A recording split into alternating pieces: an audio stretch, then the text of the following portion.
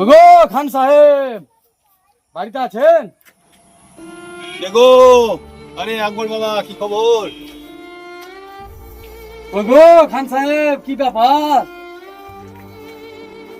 আরে ভিডিও করা যে একবারে ছেড়ে দিলেন, কি ব্যাপার? আর দেখতেই পাওয়া যায় না, সাথও পেয়ে না, কি ব্যাপার? ভিডিও করেন না? ভিডিও করে কি করব? ভিডিওতে না আসছে ভিউজ, না আসছে লাইক, না আসছে কমেন্ট, কিছুই তো আসে না। তো ভিডিও করে লাভ কি? কিছু লাভ আছে কি? বলো, তুমি বলো। কে বললে লাভ নাই? ফেসবুকে ভিডিও করা মানে হচ্ছে একটা ধৈর্য ধরা।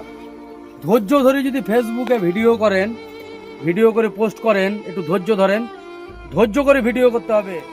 সমস্ত ফলোয়ার এবং ভিউয়ার্স দেখে বলছি একটা কথা, আপনাদেরকে অনুরোধ করছি যে ভিডিওগুলো আমাদের দেখবেন, দেখে একটু কমেন্ট করবেন, তাহলে আমরা জানতে পারবো যে ভিডিও আমাদের সঠিক হচ্ছে না হচ্ছে না।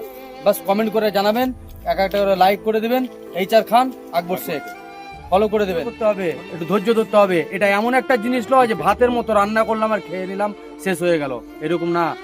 ভিডিও করাটা হচ্ছে একটা ধৈর্যের কাজ। ধৈর্য ধরে ভিডিওটা করবেন, ধৈর্য করে করেন, একটু টাইম মোতাবেক করেন, আপনার লাইক আসবে, কমেন্ট আসবে, আপনার চ্যানেলে ফলো করবে, HR খান ভিউজ মানে ভিডিও দেখবে। হ্যাঁ, তবে একটা কথা হচ্ছে, একটু কমেডি করার চেষ্টা করেন, হাসানোর চেষ্টা করেন।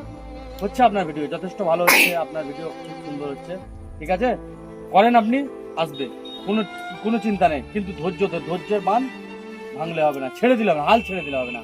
হাল ধরে থাকেন। অনেক অনেক বড় বড় ইউটিউবাররা আছে, অনেক ধৈর্য করে, অনেক পরিশ্রম করে তারা ওই জায়গায় পৌঁছেছে। পরিশ্রমটা না করে কি ফল পেয়ে নেবেন?